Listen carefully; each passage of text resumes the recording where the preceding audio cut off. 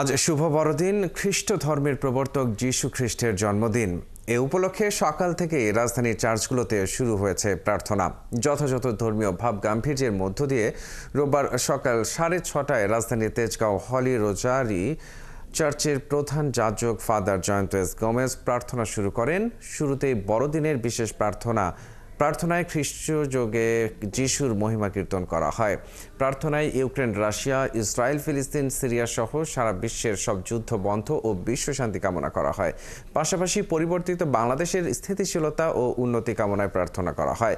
বলা হয় শান্তি ও ন্যায়ের কথা। পরে বাইবেল থেকে বাণী শ্রবণ, এরপর ফাদার শাস্ত্রের ব্যাখ্যা দেন, করা হয় যজ্ঞ নিবেদন অনুষ্ঠান, হয় প্রার্থনা সঙ্গীত। এদিকে দিনটিকে ঘিরে বর্ণিল সাজে গির্জায় আসেন খ্রিস্ট ধর্মাবলম্বীরা, একে অপরের সঙ্গে কুশল বিনিময় করেন।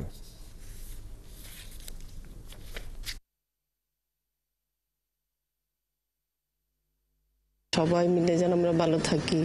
আমাদের উৎসব এটা অনেক আনন্দের। সবাইকে যেন ভালো রাখুক, এই আমাদের কাছে ঈশ্বরের কাছে চাওয়া। আমার বেবির আজকে ফার্স্ট ক্রিসমাস, তো আমার আজকের দিনটা একটু স্পেশাল, যে আমার বেবির ক্রিসমাস। যীশু খ্রিস্টের জন্মদিন মানে সবার একটা খুশির দিন।